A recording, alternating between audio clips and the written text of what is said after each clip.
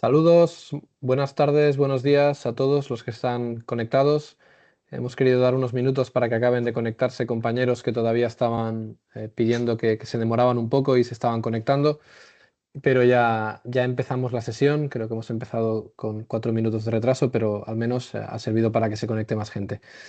Bien, mi nombre es Abel Domato, me acompaña Hernán Shargay desde Argentina también, que hoy me acompañará y me echará una mano, sobre todo en la parte final de dudas y las preguntas y la charla que tendremos con el ponente, con Julio, sobre todos los temas que puedan ir saliendo durante la charla y así lo compartirá con todos ustedes.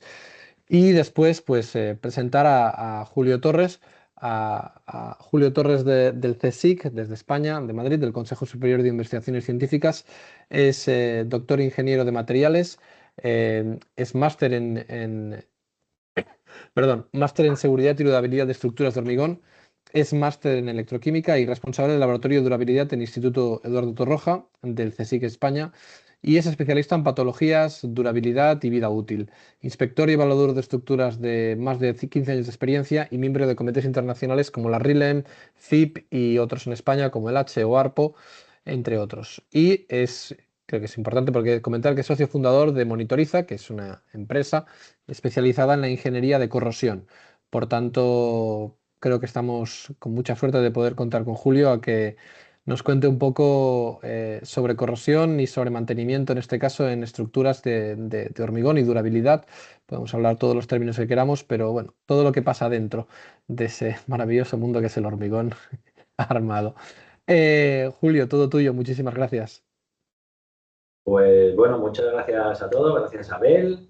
Eh, yo no sé si queréis que empiece ya, porque ya, bueno, yo no sé si callarme ya, porque ya me ha presentado estupendamente. Yo no sé si ya casi os pongo las diapositivas y ya está, pero bueno, muchas gracias, lo dicho, por invitarme a dar esta charla, que sería, yo creo que bastante extensa, y he intentado hacerla lo más centrada posible a temas de ensayos no destructivos, porque al final es lo que, bueno, pues lo que interesa, ¿no? en las estructuras, para ver, bueno, pues para ver qué evolución tienen y cómo van funcionando y cómo se van comportando en los ambientes agresivos donde construimos. Voy a comenzar, ya os he dicho, creo que, bueno, luego tendremos un turno de preguntas, pero si tenéis algo que queréis parar, pues levantar creo la mano y creo que más o menos pues pararán y podemos ir comentando. Voy a ser muy directo, un poco, ¿no? Además, bueno, ya me empezaréis a conocer porque, bueno, aparte de que hablo bastante, soy bastante directo. Aquí muchas veces no hay que tener trapos, no, o sea, no hay que ir con paños calientes, sino, oye, pues las cosas son así y entonces tenemos que intentar mejorar, ¿no? Y bueno, pues el primero de todos, pues sería, a ver si puedo, así. La primera pregunta que nos deberíamos de hacer, ¿no? Es, pues si el hormigón el hormigón armado, vamos, es un material eterno, ¿no? Porque hablamos muchas veces o nos comentan, ¿no? Habréis ido a alguna presentación donde te dicen que el hormigón romano hecho de puzolanas y de cal y de no sé qué, pues que es eterno, sí, pero tenemos un problema, y es que hemos metido el, el a ver, aquí, perdonadme, hemos metido el acero de por medio, ¿no? Para que el hormigón bueno, como material compuesto de hormigón en sí y del acero, pues, bueno, pues se comporte de buena forma, ya que el hormigón, como sabéis, tiene muy buena resistencia a compresión, pero no tan buena tracción. Entonces el acero es lo que le da una buena tracción para poder trabajar. Esta foto, la verdad, que creo que salió del Pinterest y tal, que no tenía título o persona que la había hecho, pues yo creo que es bastante, bueno, refleja muy bien el comportamiento del hormigón. El hormigón sí se mantiene, y si se tiene en cuenta ciertas cosas y se hace bien y se diseña bien, pues hombre, no es eterno, pero dura bastante, ¿no? Mientras que si no, pues si tenemos un sobrecargas, como la foto de la izquierda, o un ambiente marino, como el de la derecha, pues puede provocar problemas.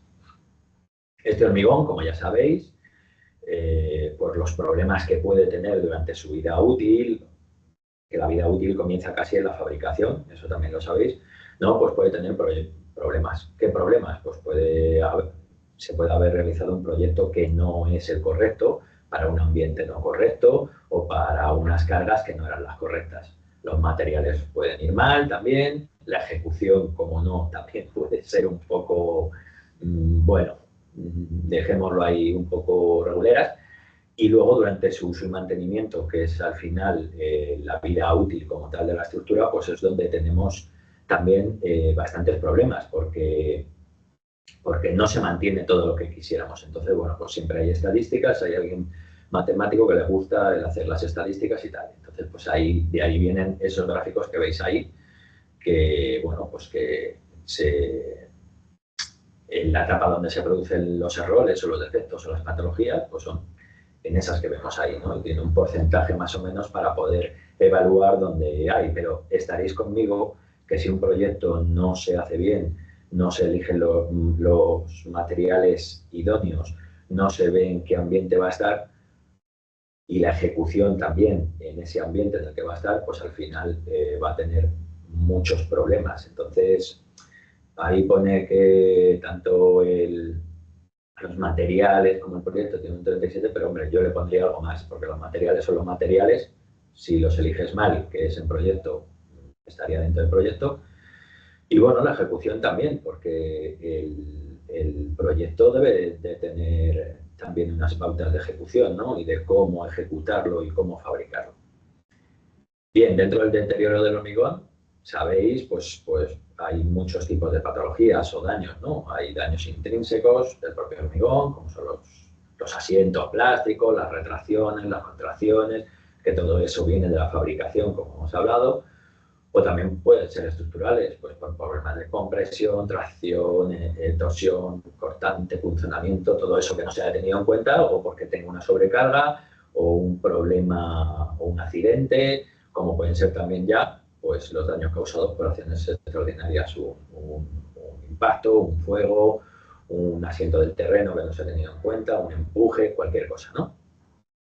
Pero nosotros nos vamos a un poco, o he querido meternos más en los daños por agentes exteriores. ¿Por qué? Porque eso sí viene estipulado muy bien en la normativa, aunque lo otro, ciertas acciones sí están, pero los daños con agentes exteriores pues está mucho más normalizado y normatizado, vamos a decir. Están las normas y te dan las pautas de cómo tener a raya esos agentes exteriores. Entonces, como sabéis, puede haber ataque físico, como erosión de heladas, ataque químico, ácidos, reacciones de álcalis, ataques biológicos.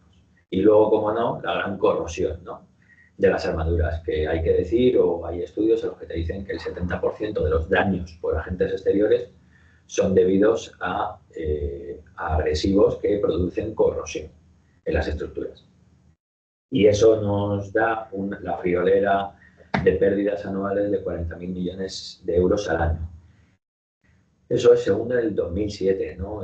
Según un proyecto que hubo donde se estudió y bueno, en 2007. Yo tengo que decir que yo creo que a día de hoy eso se ha multiplicado, no te diría a lo mejor por 2, pero bueno, estaríamos más o menos por unos 60.000 millones seguro. ¿Por qué? Porque cada vez, yo lo siento, lo que os decía, soy un poco directo, los técnicos no es que sean peores, pero no tienen el conocimiento básico, se les pide un montón de conocimientos, pero hay veces que hay cosas que no se aprenden ni en la universidad ni en ningún curso, y se aprende a base de estar en obra, medir, ver, conocer, y eso pues todavía tenemos bastante reticencia a enseñarlo.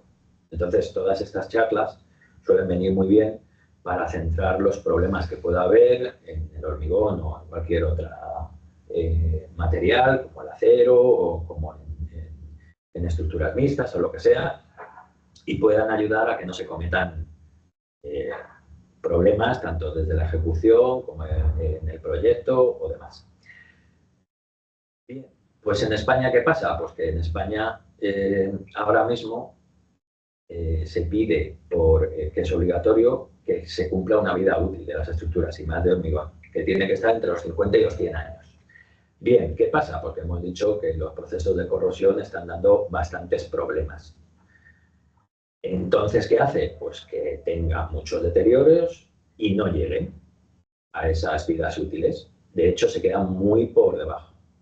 Y luego, en una segunda fase es que, muy bien, tú reparas esos problemas que puedes tener a lo largo de la vida útil, pero hemos visto que aparte de que los costes superan, los costes de mantenimiento o de reparación pueden superar hasta los costes de construcción, porque hay que mantenerlo durante muchos años, pues vemos que las reparaciones no son tan eficientes como nos gustaría, como quisiéramos. Y entonces estamos viendo que temas de reparaciones, de durabilidad, pues están, bueno, aguantan más o menos una media de entre 8 y 10 años y hay que volver a reparar, ¿no? Entonces, bueno, os voy a poner un pequeño ejemplo que además, bueno, ya se sabe, ya se conoce, porque ya hicimos los estudios hace tiempo, desde el instituto, y tenemos el puerto de Málaga. El puerto de Málaga se inauguró en 2001, se hizo bajo la normativa de la EH 98, con temas de durabilidad había poco, pero ya había, y más o menos tuvo un coste aproximado de 30 millones. Es muy bonito, está muy bien, pero tiene el aspecto que veis ahí en la fotografía, ¿no? Entonces, ¿ha llegado a los 100 años de vida útil? Y por asomo. ¿Cuántos años ha durado? Pues cuando nosotros fuimos a hacer los estudios junto al CELEX, pues tenía 19 años. ¿Y qué ha pasado? Pues que se ha valorado los problemas que ha tenido y volvemos a la gráfica que teníamos al principio. Ha fallado el proyecto, han fallado los materiales, ha fallado la ejecución y ha fallado el mantenimiento. Por tanto, se han elevado los costes para Málaga, para el mantenimiento y la reparación, y se estiman, porque todavía no se sabía muy bien, estaban probando a ver qué podrían hacer o qué solución tomar, aunque ya creo que la tienen decidida, y va a ser hacer el puerto, esa estructura un poco monolítica, quitando el acero y recubriendo con hormigón, pero va a tener un coste de entre 5 o 10 millones. Esto nos lleva a una pregunta que creo que que es interesante para todos, que es ¿qué protocolo de conservación del hormigón se debe hacer durante la vida útil, ¿no?, de la estructura? En el Código Estructural, aquí en España, ya es obligatorio redactar un plan de mantenimiento, pero no se valora. Solo es que hay que hacer, pues cada X tiempo, hay que hacer una inspección visual para no sé qué, para no sé cuánto. Bien. Pero ¿qué pasa? Que yo creo que nos hemos quedado cortos. Habría que seguir mejorando ese plan de mantenimiento y hacer que el mantenimiento sea predictivo frente al mantenimiento que tenemos ahora o que creemos que es el correcto, que es el preventivo o correctivo. Muy bien. Otro ejemplo para que veáis que hay entes o hay empresas que, que las cosas las hacen medianamente o bastante bien ya, ¿no? Y entonces, pues tenemos una guía de realización de inspecciones principales para obras de carretera. Y en ellas, pues aparte de que nos dan una distribución para que tengáis en la cabeza del tipo de estructuras que hay en carreteras, de puentes, viaductos, demás, pues de fábrica hay un 12%, metal un 6%, de hormigón, pues un 80%. ¿Vale? Ese 80% de hormigón pues tiene bastante corrosión. Y el metálico también, pero bueno, nos vamos a centrar en hormigón. Y entonces, ¿qué pasa? Pues que este tipo de guías pues te hablan un poquito de lo que hablábamos de lo anterior, del protocolo de conservación. ¿Por cómo se conserva? Pues primero haciendo una inspección. Entonces, las inspecciones básicas, que es simplemente una inspección visual por personal no especializado, que son técnicos, o sea, algo tienen que saber. No pueden ir y decir que hay un problema en una cosa que sujeta el puente. Pues tendrá que saber, ¿no?, que debe tener una formación para saber si es la pila, si es el dintel, si es el tablero, lo que sea, ¿no? Pero solo es una inspección visual. Luego están también las inspecciones principales, que ya veremos, nos meteremos un poquito más adelante también de qué es lo que tiene, que ya es una inspección un poco visual, más minuciosa, más detallada. ya se hace por técnicos más especializados que los anteriores. Y luego están las inspecciones especiales, que es cuando encontramos un problema bastante gordo y entonces hay que intentar evaluar el por qué, hay que hacer la inspección y hay que formular un diagnóstico que tiene que ser bueno, porque si no, no sirve de nada, y ver los daños y el origen de esos daños, ¿no? Y eso ahí es donde vamos a meter el tema de que, bueno, que queremos hacer ver un poco de esta charla, que son los ensayos no destructivos y destructivos. Nosotros nos centraremos en los no destructivos o casi no destructivos, porque si nos metemos bien en lo que se mete como ensayo no destructivo es todo aquello que no toca la estructura. Entonces, bueno, luego veréis que se podrían meter en ensayos no destructivos los ensayos electroquímicos, que son los que voy a hablar un poquito, pero bueno, hay que tocar un poquito. Es semidestructivo, como dicen algunos por ahí. Bien, pues tenemos mantenimiento predictivo, que es el al que deberíamos de ir y al que deberían de, bueno, pues tendríamos que tener todos los técnicos la mirada hacia este mantenimiento. Pues bueno, vamos a poner la teoría contra la práctica, ¿no? La teoría es pues que casi es obligado por normativa, no, la normativa no te dice que debes de hacer un mantenimiento predictivo como tal, pero te dicen un mantenimiento, ¿verdad? Eso porque empieza por un plan de inspecciones, eso es necesario.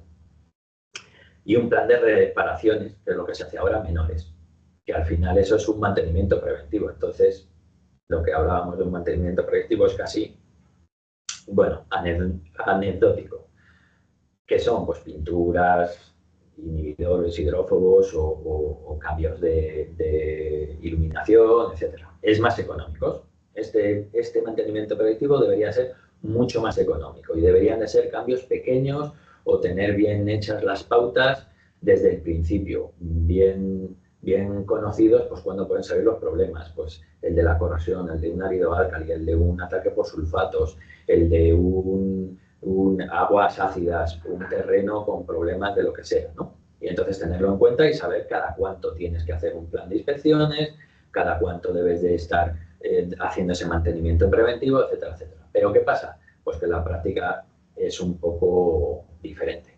Tenemos inspecciones básicas visuales que se hacen cada 5 años, que bueno, podríais decir, pues eso es un plan de inspecciones, sí, pero no se realizan medidas de ningún tipo, no se hacen ensayos no destructivos. Bueno, se hace la inspección visual, pero bueno, no son ensayos, digamos.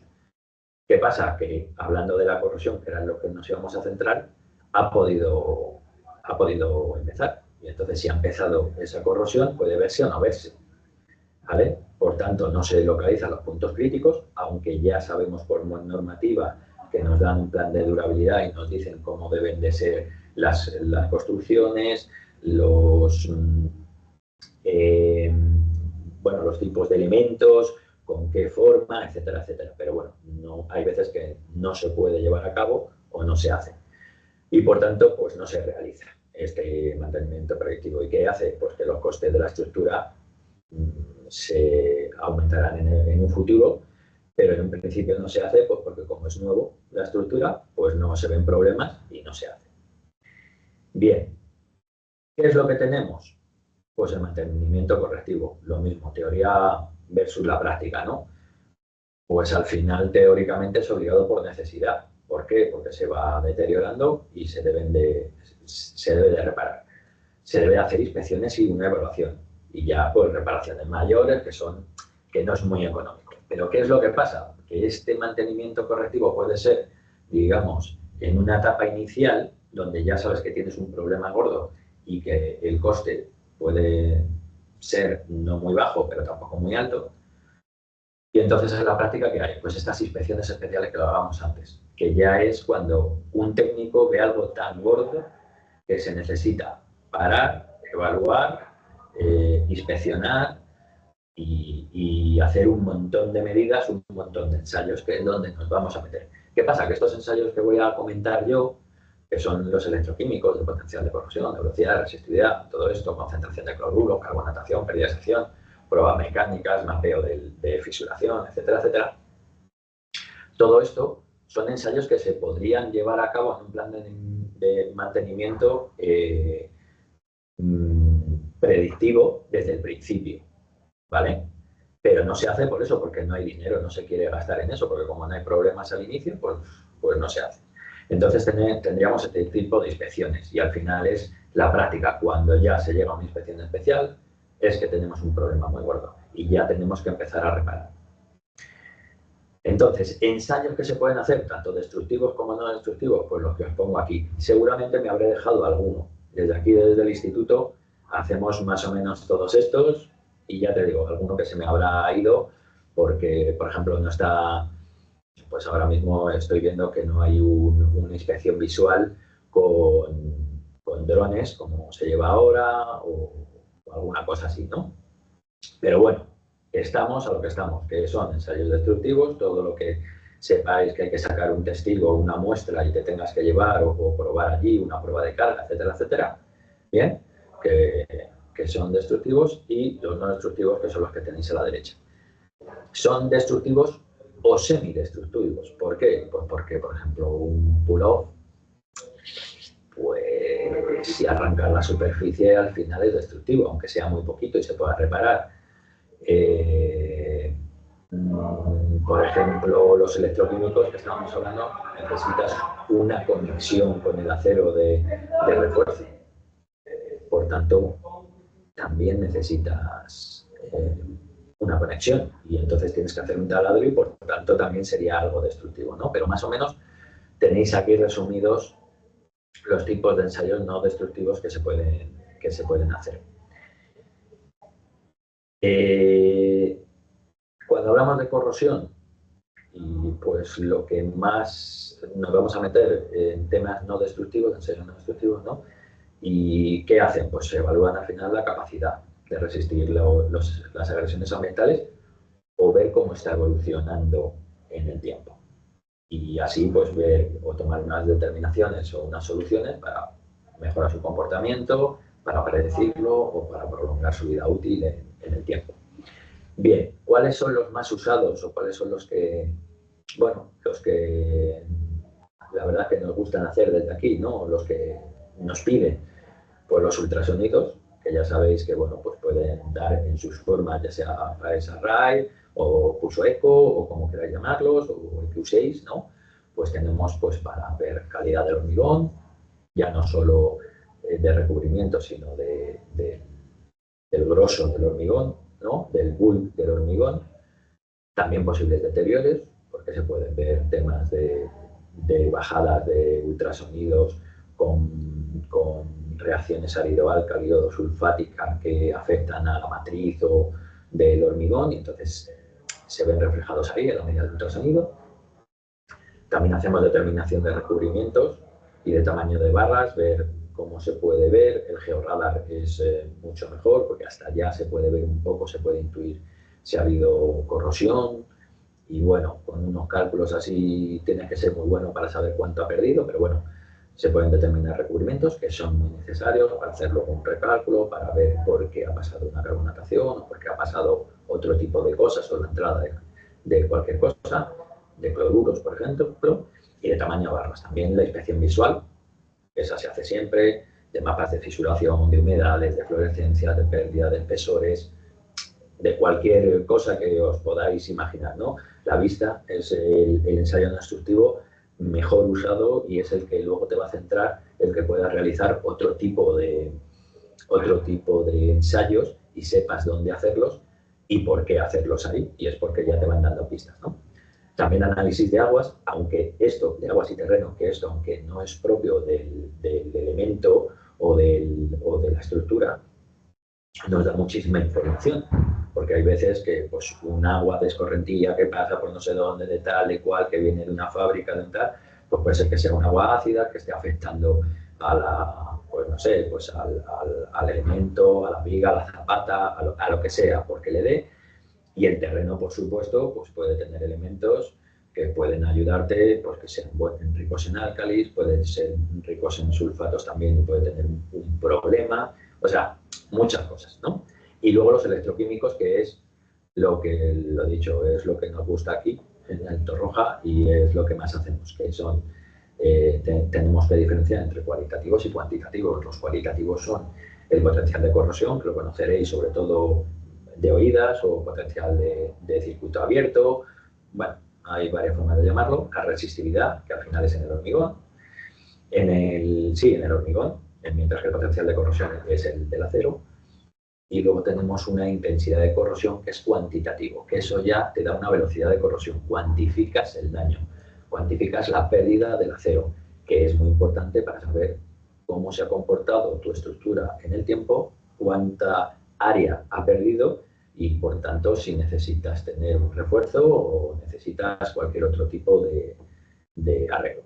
Y luego la temperatura, que es un poco un comodín, porque según la temperatura, o sea, la temperatura con la velocidad de corrosión o con la intensidad de corrosión, al final vas a saber cómo se está comportando. Tienes la cinética de corrosión, si es más rápida, si es menos rápida, si se ha parado, si no se ha parado, ¿no? Todo esto. Bien, pues vamos a empezar. Yo, la verdad es que, lo he dicho, como tampoco que me voy a ir bastante, ya veis que tengo 40 diapositivas más unas de reserva y de regalo, por si hay tiempo, y voy por la 13. Entonces, he tenido que resumir. Entonces me he ido a lo que se necesita para poder hacer unos ensayos electroquímicos no destructivos de corrosión en el hormigón. Entonces, ¿qué necesitamos lo primero? Pues necesitamos usar un bachómetro. ¿Un bachómetro para qué? Para localizar el recubrimiento, dónde está, porque necesito, como os he dicho, hacer una conexión. Pero aparte de este ensayo, esto es un bachómetro de Proce, que es comercial, hay de otros, de otras marcas, podéis usar el que queráis, ¿no? Pero si lo sabes usar bien, puedes ver la localización, puedes tener también más o menos una idea del recubrimiento para ver si ha cumplido el de proyecto o no, o si por eso ha tenido el problema que tengas. Y luego también se puede ver algunos de ellos, este es el que nosotros usamos, es el diámetro del refuerzo, que más o menos, ¿vale? Si tienes un plano y tienes toda la información inicial del proyecto, pues mucho mejor. Pero si no, esto te puede ayudar. Esto siempre se ayuda o se puede ayudar con una cata. Pero ya sabéis que eso es destructivo y no queremos romper nada ni queremos hacer nada. Bien, pues bueno, tenemos esto. ¿En qué se basa? Pues que en el acero es un material magnético. ¿Este sistema vale para las nuevas o estas estructuras? Ya no tan nuevos, porque llevan unos años. Por ejemplo, en Estados Unidos ya hay años que se lleva con refuerzo de fibras. Pues no sirve porque no es magnético. Pero ahí se puede usar un georradar, se puede usar otro tipo de cosas. Pero también podrías encontrar, pues esto, la localización, el recubrimiento y el diámetro del refuerzo.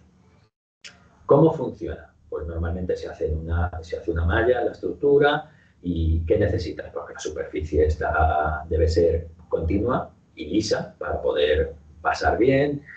Hay que decir que este ensayo es bastante preciso en las capas iniciales de armado. O sea, yo no voy a ver una capa de armado a 40 centímetros después de la primera.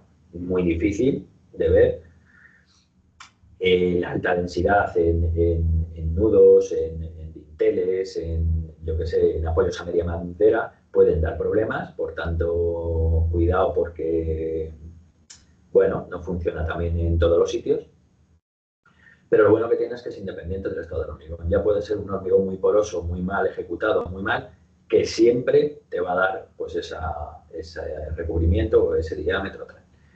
Lo único que hay que tener en cuenta son las delaminaciones, que si son muy grandes, esas delaminaciones, ¿vale? Esas separaciones entre el acero y el recubrimiento, pues puede dar problemas también de medida. Pero bueno, no suele ser.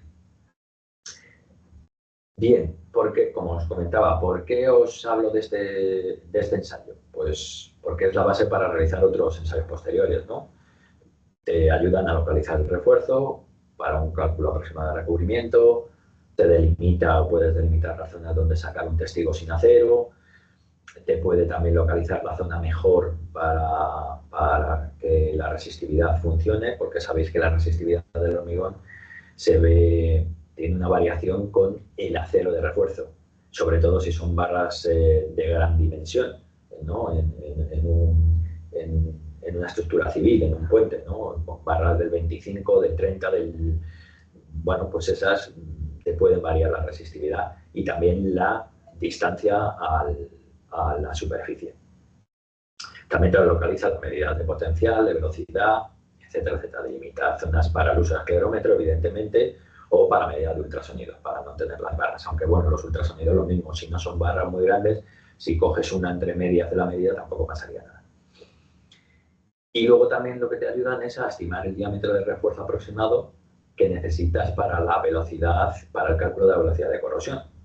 Porque aquí te da una intensidad, que es, o sea, al final tú lo que mides, que es lo que vamos a ver un poquito más adelante, tú mides una resistencia a la polarización, que es lo que mide el equipo, los equipos comerciales, y entonces la velocidad depende de ese diámetro de barra que tú tengas. Te va a dar, cuanto mayor sea ese diámetro, la velocidad de corrosión será menor. Y cuanto más pequeño sea, la velocidad de corrosión será más intensa, ¿vale? Y la penalización pues también varía de eso. Y luego también tenemos el que es necesario pues, para el recálculo de la estructura, si fuese necesario, ¿no? Ese diámetro y ese recubrimiento. Bien. Ejemplo, porque siempre es bueno hacer un ejemplo. Bueno, pues aquí tenemos un ejemplo de un pilar en el que hemos medido las 4 caras del pilar.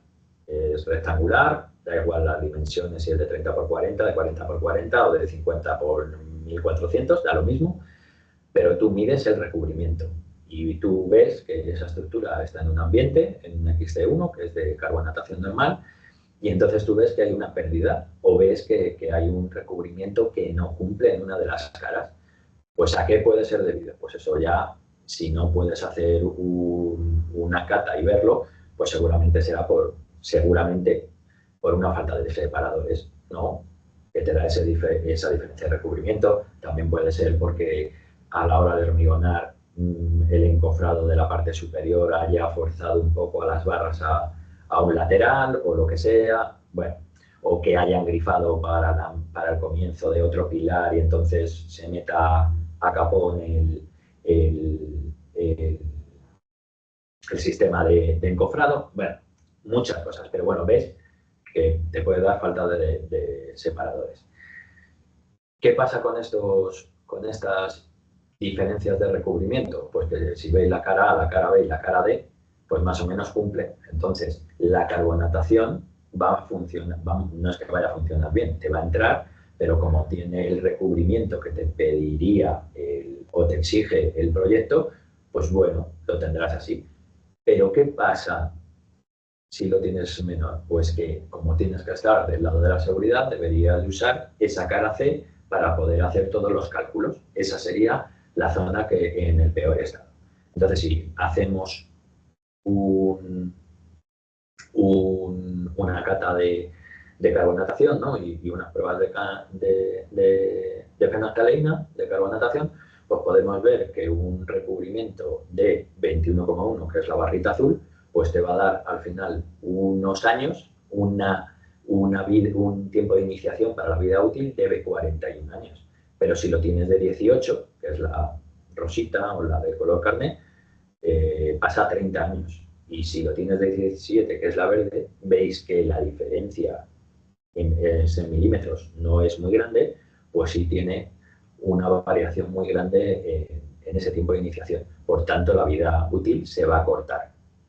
Ya da igual que hayamos diseñado un hormigón maravilloso, con un aguacemiento, una relación de aguacemiento máxima, un contenido mínimo, un no sé qué, o sea, todo con una resistencia maravillosa de 30 megapascales, todo lo que tú quieras. Pero si ese recubrimiento no es el que debe, ¿vale?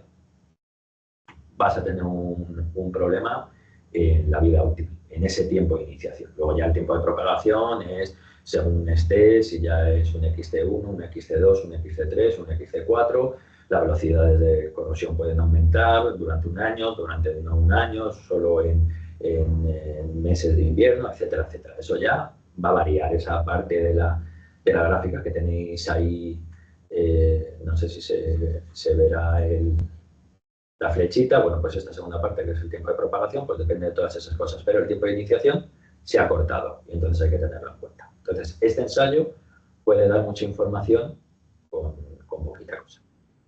Bien, luego vamos al siguiente. Ahí lo voy a separar un poco, pero bueno, que sepáis que los ensayos de corrosión se puede hacer por corrosímetros comerciales, que hay de todas las marcas. Bueno, de todas las marcas tampoco hay muchos, vamos a decir, que el corrosímetro tiene su miga, ¿no? Pero bueno, ahí veis dos que están puestos en las figuras. Tengo que deciros que el de la derecha, el que se ve todos los numeritos y tal, es el que se hizo aquí en el instituto desde hace muchos años, lo conoceréis por nombre, el G-Core o G-Core, o como queráis, si sois de Cuenca o no sois de Cuenca, ¿no? El cómo pronunciáis el inglés. Y es el que yo he usado varios, no voy a decir que 10, 12, porque no hay tampoco comercialmente 10 o 12 corrosímetros, pero 4 o 5 sí, y puede ser el que mejor funcione. No es porque lo hayamos hecho nosotros, ojo, pero comparando medidas y comparando tiempos de respuesta y comparando calidad-precio, todo, pues es de los que mejor sale. Bueno, después de este marketing que os he hecho, estos corrosímetros pues pueden tener un modo de medida potenciostático o galvanostático. ¿En qué se diferencia? Porque en el potenciostático lo que te dan es un potencial, ¿no? Lo que marca para conseguir la resistencia a la polarización, que es lo que él usa para calcular la velocidad de corrosión, pues es que tú dejas fijo el voltaje, ¿no? Los voltios, digamos, o más bien los milivoltios que necesitas para medir. Y el galvanostato lo que haces es la corriente. Dejas fija la corriente y ves cómo varía el voltaje, ¿vale? Bien. ¿Qué se puede hacer con estos corrosímetros? Por ejemplo, estos dos que tenéis aquí en las fotos, pues tienen un full equip, como se dice. Pues puedes hacer las medidas que hablábamos antes cualitativas, de potencial de corrosión, de resistividad, y bueno, con ello pues mapeos de potencial de corrosión que quedan tan bonitos, de resistividad y tal. Y luego medidas cuantitativas, que son las importantes. ¿Por qué? Porque son las que cuantifican la corrosión. Y eso ya no lo hacen todos los equipos. Estos dos que tenemos aquí, sí, pero no todos los equipos hacen estas medidas cuantitativas. Entonces, como veremos un poquito más adelante en algunos resultados, vamos a ver que el potencial y la resistividad lo que dan, bueno, de hecho paso, bueno, ya lo veremos. El potencial, prefiero repetirme para que quede claro, el potencial y la resistividad al final lo que da es una probabilidad de que se esté dando la corrosión, pero puede ser que te estés equivocando, ya lo veremos luego. ¿Vale? Entonces, te da una idea, un número gordo, digamos, ¿no? Como decimos en ingeniería, un número gordo de algo. Pues bueno, te da que puede ser que sí o que no. Normalmente estos equipos al final es que sí, pero no te van a decir cuánto. Eso necesitas que sea una medida cuantitativa y por tanto una intensidad de corrosión. Bien, para hacer estas medidas, da igual el equipo que uses, necesitas una muy buena conexión eléctrica a la armadura. Si no la tienes, el equipo, vamos, o sea, te puede dar errores en medidas. No te voy a decir que no mida, pero te puede dar errores. Entonces hay que intentar tener siempre una conexión muy buena y usar un electrodo de referencia, porque el potencial de corrosión y para hacer la medida de RP necesitas un electrodo de referencia. Tiene que ser robusto. En este caso, muchos equipos usan el de cobre, sulfato de cobre, pero también hay de manganeso o óxido de manganeso. Pero bueno, tiene que ser robusto. No puede funcionar o no puedes usar un electrodo de referencia que se usa en el laboratorio, ¿vale? Entonces, bueno, lo mismo que antes, ¿no? La superficie debe ser lo más continua posible, lisa, estar limpia, no tener ninguna capa de pintura que no sea, o sea, que sea muy resistiva o que sea totalmente aislante, porque si no, no miren, porque como os he dicho, estos ensayos son electroquímicos. Y lo de electro no es porque lo hayamos querido poner ahí para hacerlo más bonito o para darle importancia, sino que al final tú estás midiendo por la ley de Ohm una resistencia, un voltaje y una intensidad. Si es aislante y no conduce, no hace nada. ¿Vale? Entonces, tened cuidado, porque esta es otra cosa. Hay muchas veces, ahora se están poniendo de moda las medidas el uso de materiales de reparación, ¿no? O de elementos de reparación o de sistemas de reparación, como pueden ser inhibidores, como pueden ser pinturas, como pueden ser... Y esas hay algunas que son aislantes, son impermeables totalmente y son hasta cierto punto aislantes. Entonces, ¿qué pasa? Que te van a dar un error de medida. Por eso es muy bueno que el técnico tenga un conocimiento para que cuando vaya a obrar sepa dónde puede medir, dónde no puede medir, dónde elegir, si hay que raspar, si hay que limpiar, si hay que hacer lo que se tenga que hacer, ¿vale? También es independiente del estado del hormigón, porque lo que estás midiendo es la corrosión del acero. Si mides velocidad de corrosión, porque se está midiendo resistividad, sí depende del estado del hormigón, y de la calidad del hormigón. Y el hormigón, que esa es otra cosa, debe estar húmedo. ¿Por qué? Porque si no, no cierra el circuito y por tanto no se podría medir. ¿Vale? Bien. Pues esto es a lo que iba. Al ser unas medidas cualitativas, pues estos corrosímetros pues te permiten hacer un mapa muy sencillo de potencial de corrosión, de resistividad, y al final eso se traduce en un mapa de riesgo de corrosión. Ahí hay dos. Veis el puerto de Málaga, que os he enseñado antes, en el que, bueno, pues tenemos zonas en las que efectivamente las zonas bajas, que es donde podría acumularse el agua, es donde peor, o sea, más riesgo de corrosión puede haber, y luego hay zonas, esas rojas que se ven en el medio, es porque los aceros, o sea, porque los aceros no, porque hay delaminaciones y ahí se quedaba el agua. Por tanto, tarda más en secarse y por tanto puede haber más velocidad de corrosión. Y me diréis, Julio, ¿y por qué en la zona de arriba donde se ve toda la corrosión esa no está toda en rojo y lo habéis subido? Pues por una respuesta muy sencilla, que es que si lo veo no hace falta que yo haga el ensayo, ¿vale? Porque ya se ve que está mal. Entonces, es absurdo.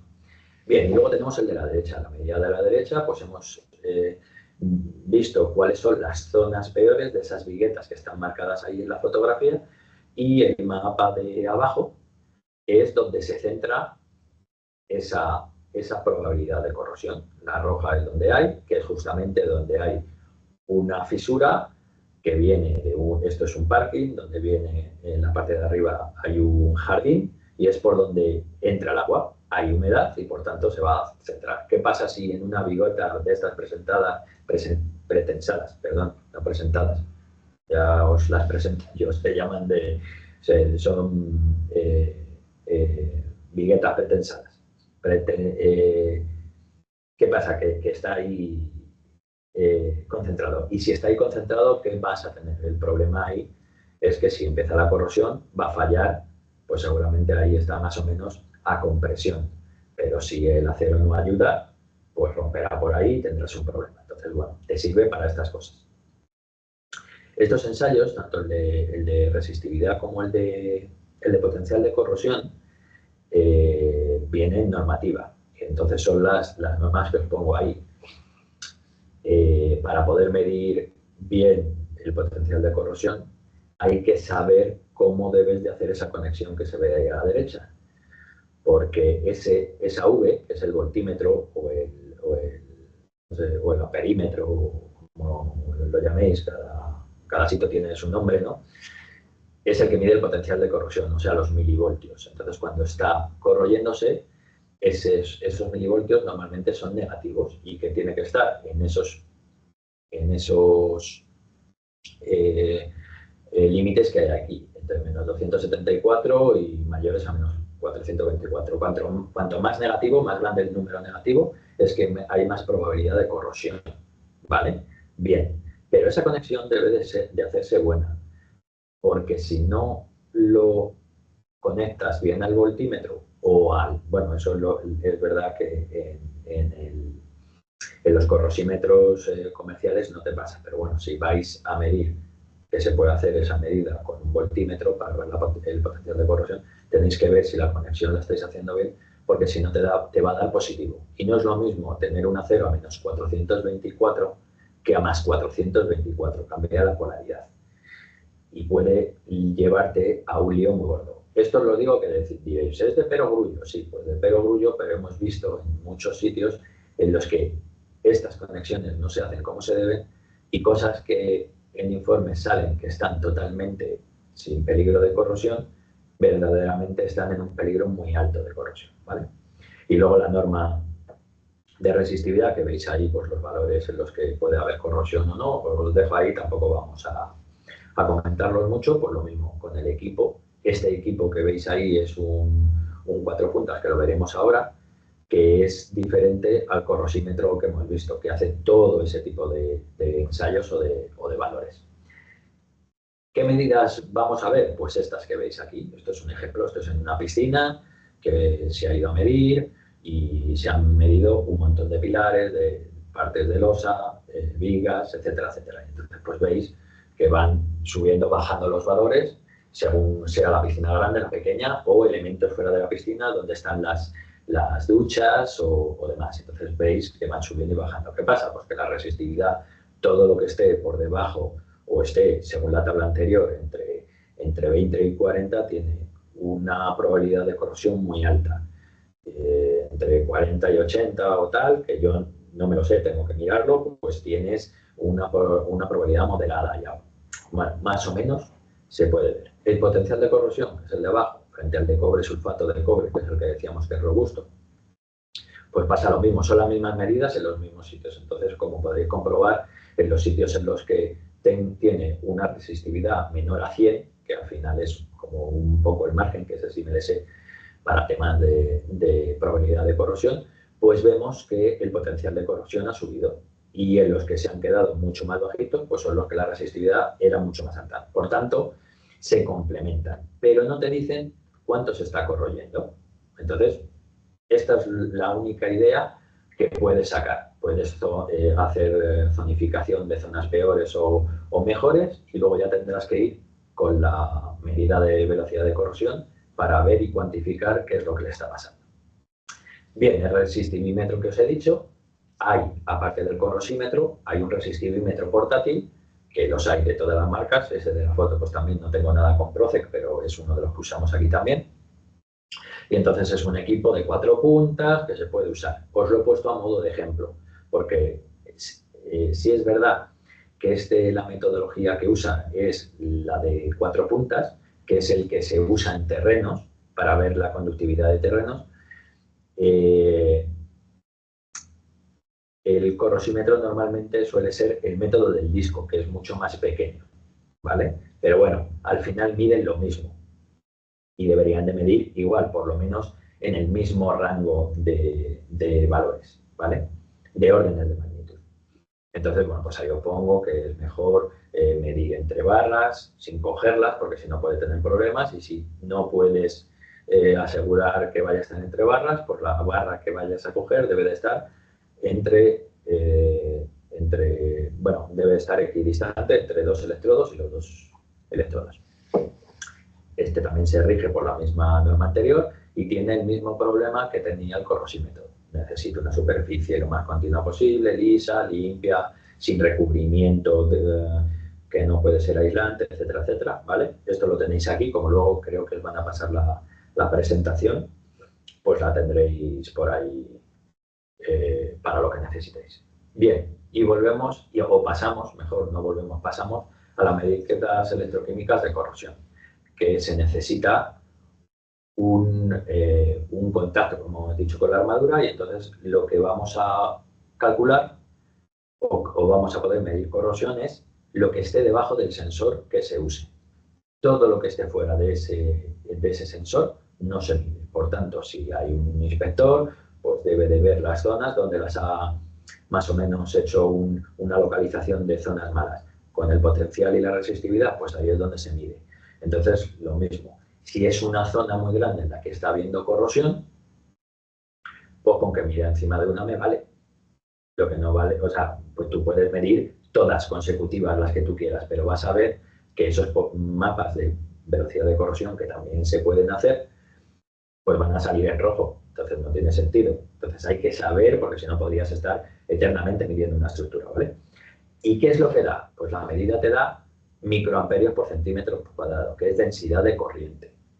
Bien, y eso a través de un factor de conversión que lleva muchos años, bueno, que lo usa todo el mundo, tanto en la práctica in situ para temas de proyectos como en laboratorio, pues es un factor de conversión muy simple que multiplicando por 11,6, que sale de la ecuación de NEMS y tal, y de la pérdida de material, de hierro y tal, pues pasa de microamperios centímetro cuadrado a microamperios por año, que al final es la velocidad de corrosión o la pérdida de sección que tienes. Bien, el área medida, como os he dicho, es lo que está debajo del sensor. Si es circular, pues el área será pi de L.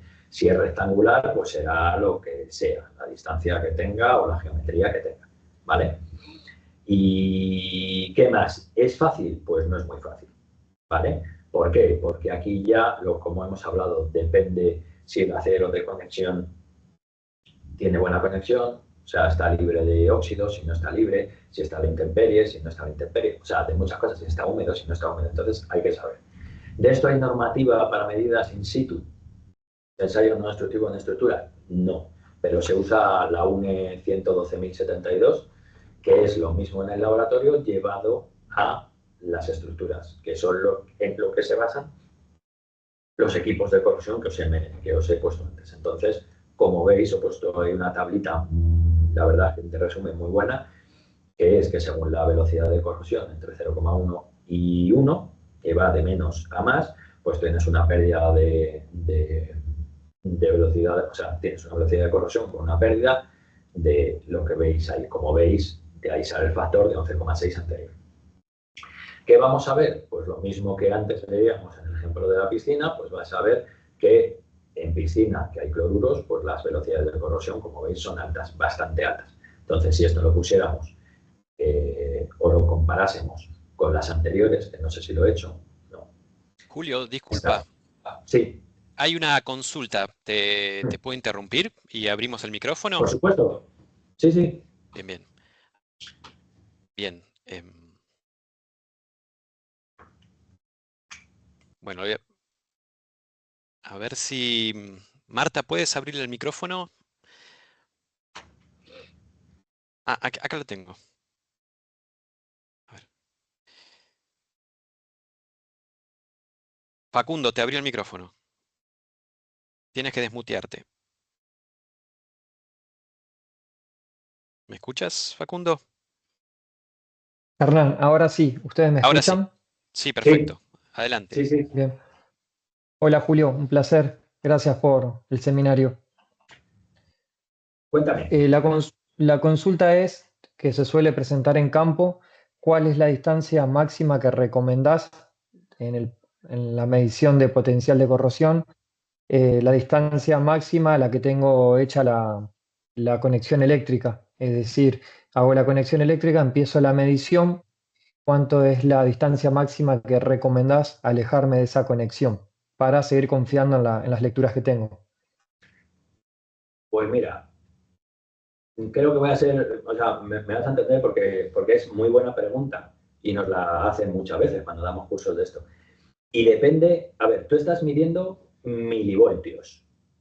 Por tanto, ya, aunque sea de perogrullo, ya no estamos en voltios, es 10 a la menos 3 voltios. Entonces, ¿qué tienes que utilizar? Lo primero, tienes que hacer un contacto con un cable que sea muy poco resistivo. Por tanto, la sección del cable es importante para conectarte. Entonces, ¿cuál es la pregunta? O sea, la respuesta a tu pregunta depende del tipo de cable que uses. Si tú consigues un cable muy poco resistivo, pues tú te puedes ir a, yo qué sé, a 20 metros. Perfectamente, no hay problema. Pero si tienes un cable muy resistivo, pues no te tendrás que ir a 20 metros, te tendrás que quedar en 10. La mejor forma, porque ya sabéis que también en obra es difícil cuando lo está haciendo solo un técnico, o tienes ayuda y te pueden conectar, o te pueden mirar, porque si no se te desconecta la pinza, tienes que volver, tienes que tal. Entonces, para nosotros cogemos área, que es yo creo que lo más sencillo, es la conexión la haces en medio y te vas a 5 metros a la izquierda y 5 metros a la derecha. Y vas a poder hacer un mapeo de 10 metros, que efectivamente en el puerto que os he comentado, que es 1,2 kilómetros de largo, pues tienes un problema. Pero en estructuras normales, pues está muy bien. ¿Por qué? Por ejemplo, en un pilar haces una conexión y puedes hacer un mapeo con 1,5 metros de cable desde la parte superior del pilar hasta la zona de abajo y en todas las caras. En un muro, pues lo dicho, cada 5 metros está muy bien. Pero podrías irte perfectamente, nosotros lo hemos probado, y ya con un corrosímetro mucho más. Aquí teníamos el G-Core que teníamos dos tipos de cable y teníamos uno cortito para cosas pequeñitas, pero luego tenemos uno de 20 metros. sea, yo puedo medir, si cojo la mitad, cojo 20 metros a la derecha y 20 metros a la izquierda, que son 40. Pero eso ya los equipos lo tienen bien estudiado. Entonces, ¿qué es lo mejor? Coger un cable que cojáis y que tenga muy poca resistencia, muy poca resistividad. Y entonces podéis usar cuanto mejor cable y menos resistencia pierda y menos resistente sea, podrás ir más lejos. Pero lo mejor para una persona y tal es trabajar a 5 metros y 5 metros, ¿vale? Yo creo que con eso lo tendríais solucionado. Perfecto, muy claro. Gracias, Julio. Bueno, Bueno, gracias, pues Julio. Solo hago un comentario para el público. Están todos con los micrófonos deshabilitados simplemente para mantener el orden, pero cuando tengan alguna pregunta que quieren hacerla en el momento y no puedan esperar al final, que habrá una ronda de preguntas, levantan la mano en participar y les habilitamos el micrófono. Así que bueno, perfecto. dejamos que Julio continúes. Bien, bueno, pues lo que os estaba comentando era que la velocidad de corrosión, que al final es la cuantitativa, es la que da la velocidad de corrosión y esa pérdida de sección y tal, o sea, cuantifica, veis que al final se complementa con estas gráficas de aquí. Cuando el potencial de corrosión es muy negativo y la resistividad muy baja, pues tenemos que, ¿qué le pasa a la velocidad de corrosión? Que es muy alta, ¿vale? Entonces esto, el técnico que hace este ensayo no destructivo debe de saber, porque hay veces que tú mides una cosa con la intensidad de corrosión y resulta que no concuerda con el potencial y con la resistividad. Entonces, rápidamente te tienes que ir a la conexión porque se te ha podido ir, ha podido fallar, no está húmedo, hay que humectar mejor, etcétera, etcétera. Y entonces, como la ICOR cuantifica, pero es mejor siempre tenerla con otros datos, pues aquí tenéis dos tipos de gráficas que son las que hacemos aquí, que son esa velocidad de corrosión tan importante, pero con cada una de las variables anteriores, con el potencial de corrosión a la izquierda, bueno, según veis la pantalla, y con la resistividad a la derecha. Y entonces vais a ver cómo van evolucionando, pues por ejemplo en el de la derecha, resistividades muy altas, mayores a 100 kiloohmios centímetro, pues ¿qué pasa? Pues que si hubiese ahí un puntito entre la verde, como pasa, y la roja, ¿vale? A 50 kiloohmios centímetro cuadrado, pues eso, una velocidad muy bajita, de 0,1. Mientras que si ya empezamos a subir la resistividad, la velocidad de corrosión aumenta. Por tanto, todas estas medidas, aunque unas sean cuantitativas y otras cualitativas, tienen que cuadrar. Y si cuadran, las cosas estarán bien hechas. Y si no, pues tendremos un problema. Igual que el potencial. ¿Qué pasa si los potenciales son muy bajitos? Aunque, como veis aquí, los potenciales de corrosión están en menos 150 o así y dan una velocidad de corrosión un poquito elevada. Entonces, ahí depende de cuánto agresivo haya y en qué condiciones esté, ¿vale? Porque puede ser que no estuviera muy húmedo. O sea, hay que ver las variables. Por tanto, el técnico debe de saber de lo que está hablando y de lo que está midiendo, porque si no, es difícil.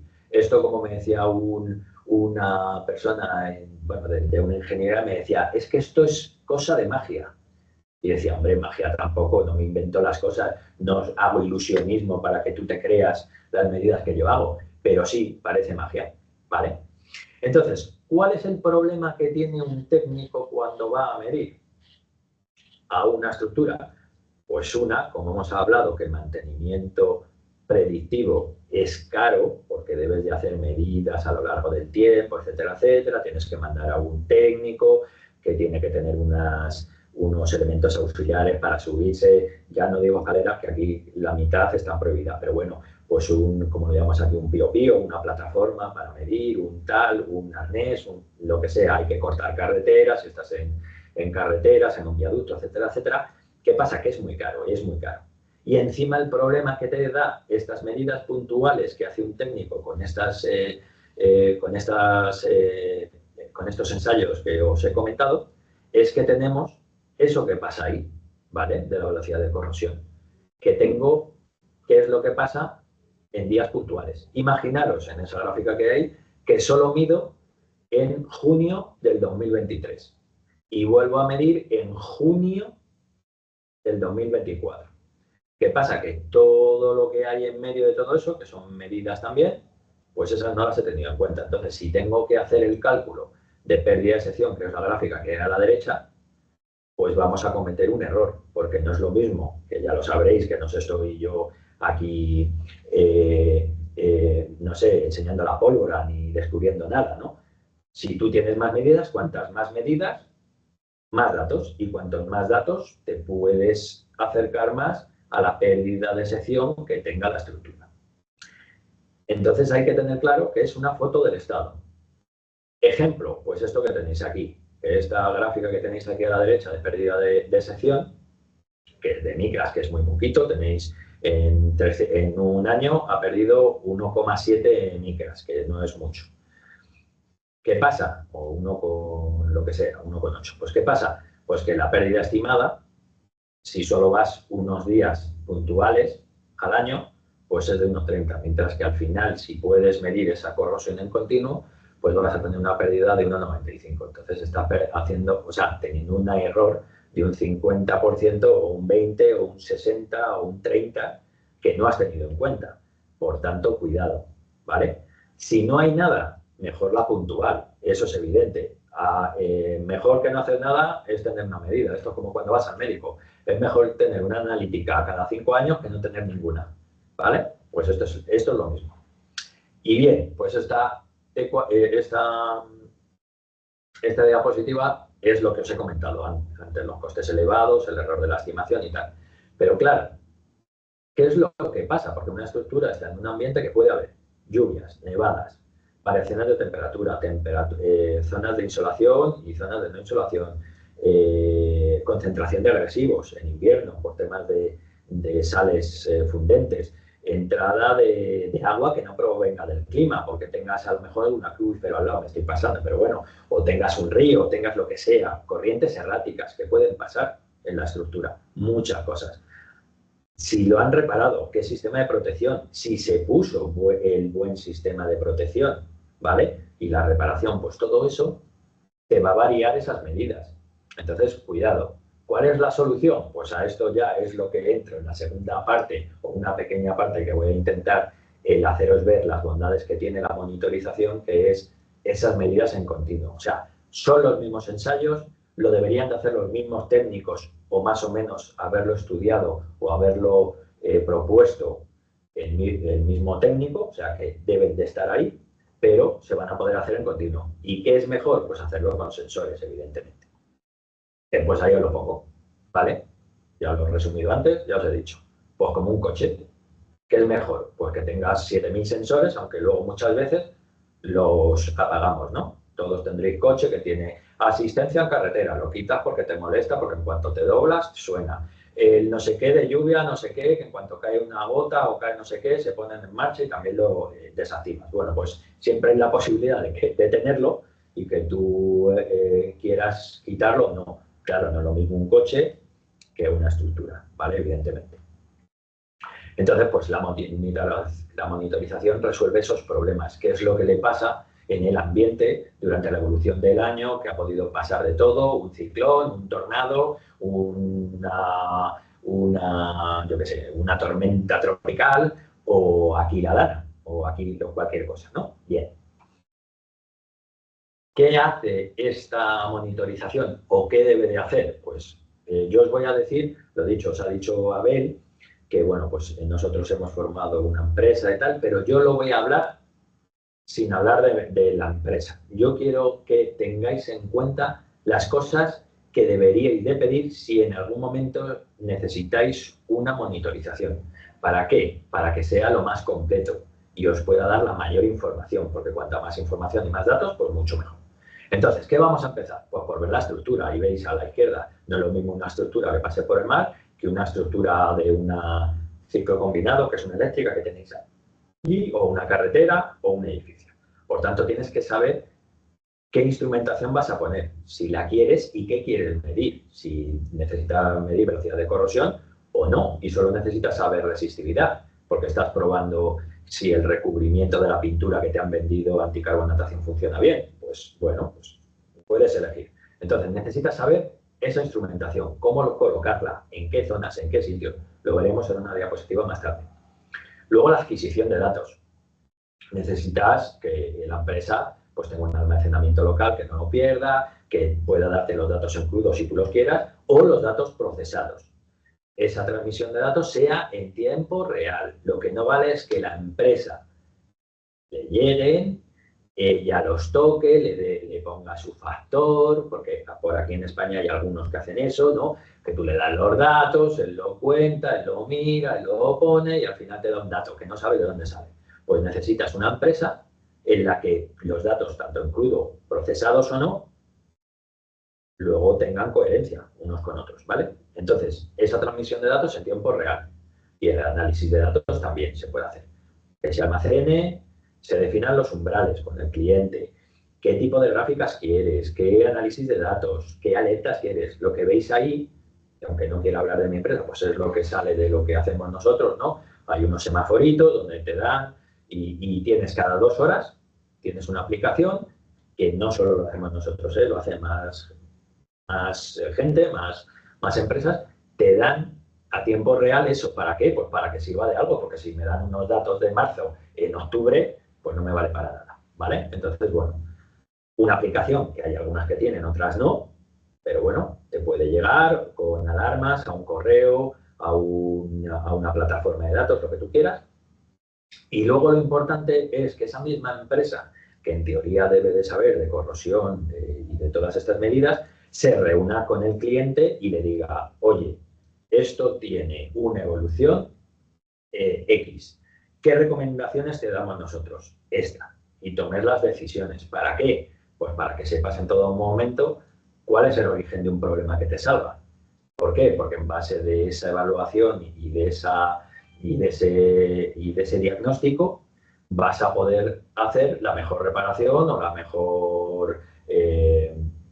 el mejor refuerzo o lo que necesites, ¿vale? Bien, entonces es eso. Un poco menos liado, pues esto de aquí.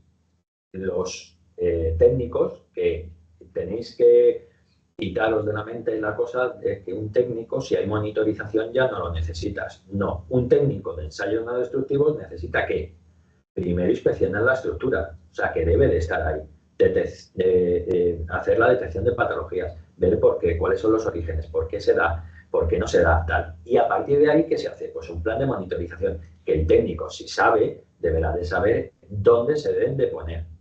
Ya la instalación, pues a lo mejor ese técnico no lo tiene que hacer, ¿no? Ese técnico de ensayos no destructivos o ese inspector de ensayos no destructivos no lo debe hacer, pues ya lo tiene que hacer otra empresa, pero bueno. Pero luego el seguimiento, el saber si los datos son correctos, si no, si está funcionando, si no, pues también tiene que haber un técnico ahí detrás.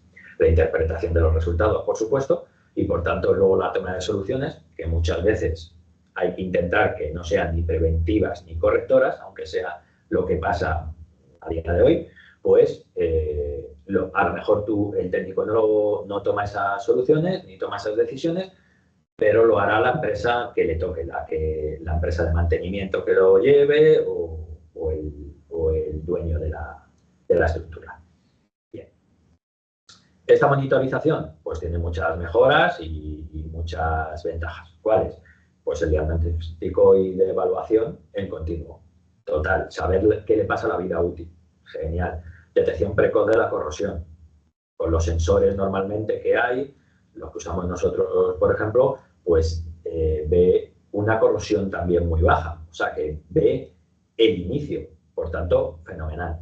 Anticipación, claro, no es lo mismo que lo cojas la corrosión cuando esté incipiente a cuando haya estallado a que hayan estallado el recubrimiento, etcétera, etcétera. El seguimiento, evaluación, el ahorro, cuesta un dinero al principio, sí, pero a la larga te sale mucho mejor. ¿Por qué? Porque esos planes de mantenimiento no es lo mismo que repares cada 40 años y te gastes 15 millones que repares cada 10 y te gastes 100.000 euros, ¿vale? Bueno, a lo mejor me pasa, pero bueno, me entendéis. Control de seguridad, creación de gemelos digitales, con BIM, etcétera, etcétera. Y, por cierto, todos estos datos, cuantos más datos hay, pues hay mejora normativa y de códigos. Esto es lo mismo anterior. Los sensores que deben de poder medir, pues las cosas que hemos dicho antes que puede medir un un inspector de ensayos no destructivos? Pues la velocidad, el potencial, la resistividad, la temperatura, la presencia de agua líquida, la cantidad de cloruros, etcétera, etcétera. Hay muchos sensores. Bien, ¿y dónde? Pues tiene que poder medir en un hormigón armado o en un hormigón pretensado. ¿Por qué? Porque es necesario. Ya no solo en el armado pasivo, sino en el activo. Dentro de una vaina. ¿Se puede medir? Sí. ¿Hay muchas empresas que lo hagan? No muchas. ¿Nosotros somos una? Sí. Eso lo dejo ahí en el aire. Pero también debe de poderse medir en estructura nueva, en existente y en reparada. Y luego ya secundario es si lo puedes hacer desde la superficie o embebido. Pues ya cada uno su sistema. Pero bueno, que sepáis que hay embebidos y superficiales. Ejemplos. Pues bueno, os pongo esos ahí. Acero pasivo embebido, acero pasivo superficie y acero intertendones. Esto lo quiero pasar muy rápido. Y ahora vamos a un ejemplo. Bien. Entonces, visualización de datos. ¿Qué necesitas? Pues os voy a enseñar que ahí está la publicación que hicimos ya el año pasado y tal, donde explicamos un poquito todo esto para que veáis que funciona, que se ve y que todo cuadra. Entonces, tenemos una viga aquí en el instituto monitorizada con un ambiente XC4, que es zona sin cloruras, y una XD3, que es con zona con cloruro. La XC4 es carbonatación. Bien, pues con esto y los datos de la MT, con el clima, la lluvia, las temperaturas, se puede usar todo para dar las mejores soluciones y las mejores medidas. ¿Qué tenemos? Pues mirad, lo primero, nos vamos a centrar en la zona sin cloruros de carbonatación. Si medimos ICOR, resistividad y potencial, los tenéis ahí. Potenciales, todos muy bajitos. En teoría, está en verde, no hay corrosión. Resistividad, pues ya empiezas a bajar ahí unos valores que se ponen en rojillo. Pero bueno, bien. Puede ser que haya o no. Ojo, que ahí te ponen rojo y te dicen que hay una probabilidad de corrosión muy alta. Y veis que el potencial no se ha movido, ¿vale? En esas fechas, porque son de la misma esta con las mismas fechas. Y veis que la velocidad de corrosión se mantiene por debajo del límite. Por tanto, aunque te dice que hay corrosión en la resistividad, no hay corrosión verdaderamente, ¿vale? Entonces eso es lo que os decía, que cuidado, que una cosa es cualitativo y otro es cuantitativo. Y luego la temperatura, veis ahí, con los ciclos de noche y día, que se ven así muy esto, y luego entre el verano y el invierno. Bien, pues eso, si se mete en la corrosión, al final la pérdida de sección te dará mayor o menor. Bien. Siguiente. Zona, esto perdonadme, tendría que ser, pues he puesto una que no era, pero bueno, esta sería la zona con cloruros. Bien, ¿qué se vería aquí? Pues que estas zonas de corrosión, que no están aquí, perdonadme, lo pondré en la presentación que le dé a Abel y tal, lo meteré en las gráficas buenas. O sea, he cogido la presentación que tenía el fallo. Pero bueno, pues vais a ver cómo la resistividad y el potencial sí dan corrosión y en la velocidad de corrosión pues sí existe. ¿Por qué? Porque hay cloruros. Entonces, lo mismo, con la temperatura vas a tener una velocidad. Y luego tenemos aquí en el instituto también un tendón en el que hemos medido y lo mismo. Veis que el potencial, que está aquí a la derecha, está todo verde. Hemos metido agua como si entrara porque no estuviera relleno el tendón y veis que la resistividad sí hay corrosión y la velocidad de corrosión también hay. Entonces es muy sensible en tendones el ver este tipo de medidas. Entonces, bueno, pues también se puede medir. ¿Qué se saca al final? Pues este tipo de figuras. ¿Y qué puedes ver al final también? Pues si veis estas dos gráficas de la parte de abajo, las partes azules son los días que ha llovido aquí en Madrid, ¿vale? En la estación meteorológica que tenemos más cerca del instituto. Entonces veis que los picos azules más altos, pues los picos verdes, ¿vale?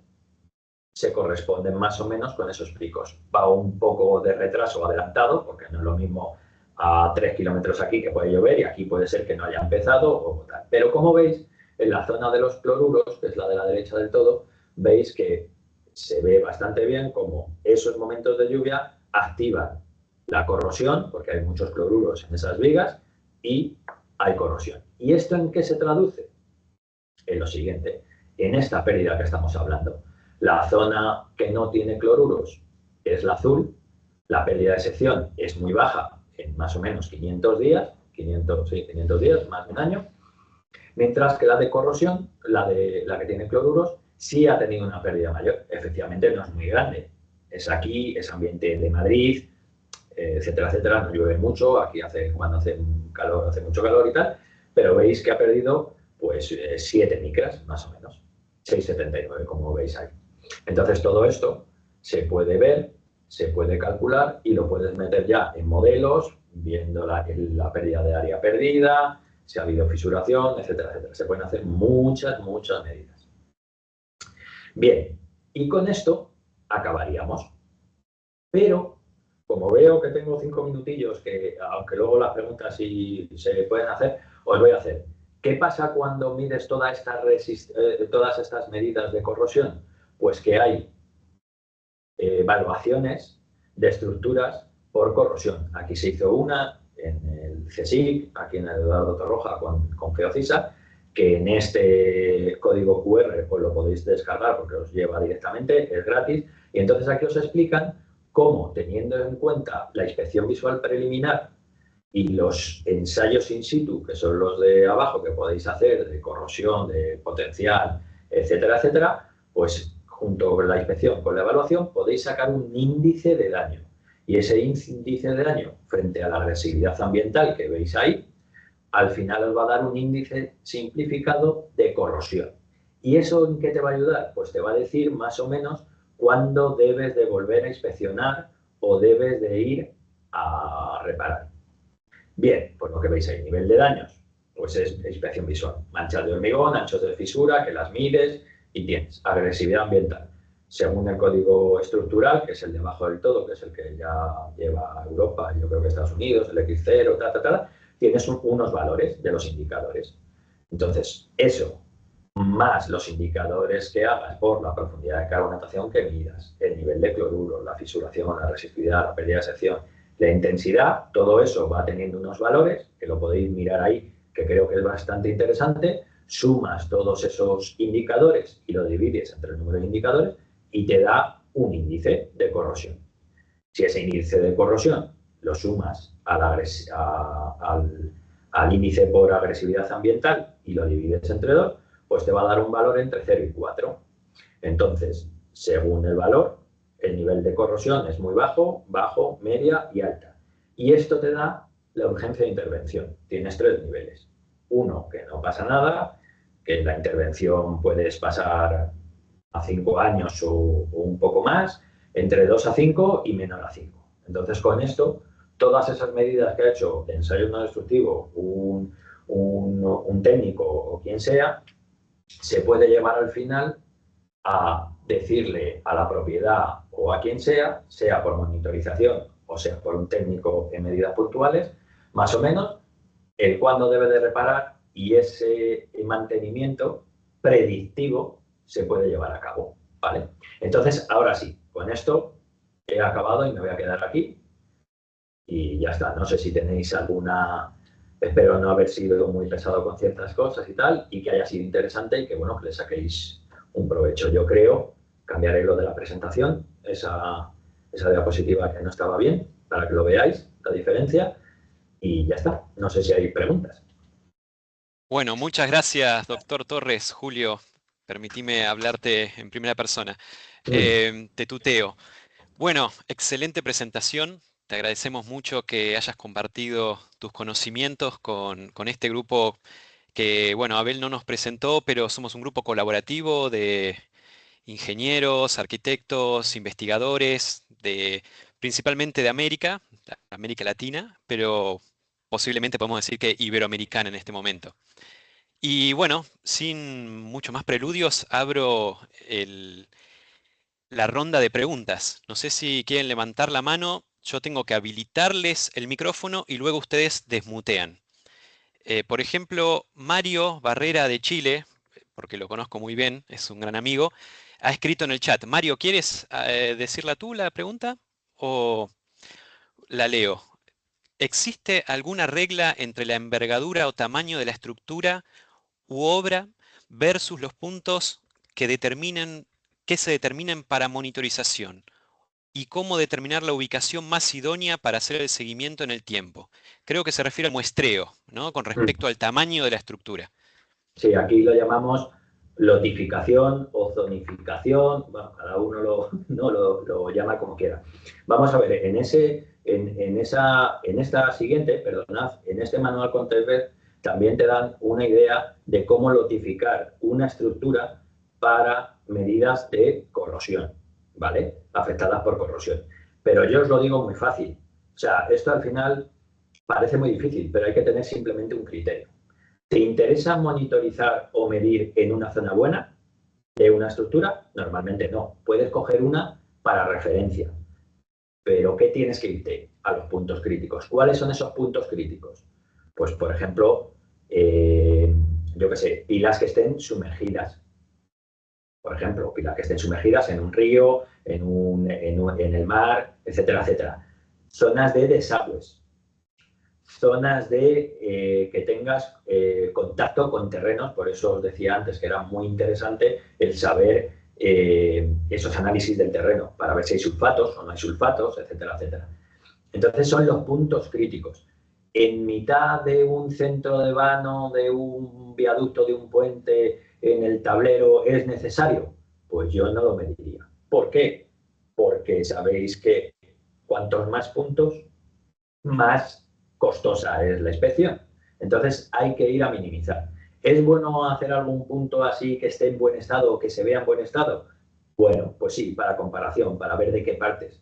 Pero todo lo demás tendrías que ir a la notificación por elementos, o sea, no son lo mismo, no vas a estar lo mismo en vigas, que en pilares, que en zapatas, que en tableros, que en lo que queráis, no sé, ahora no me acuerdo, o en, yo qué sé, bueno, en cualquier tipo de diferentes elementos que pueda tener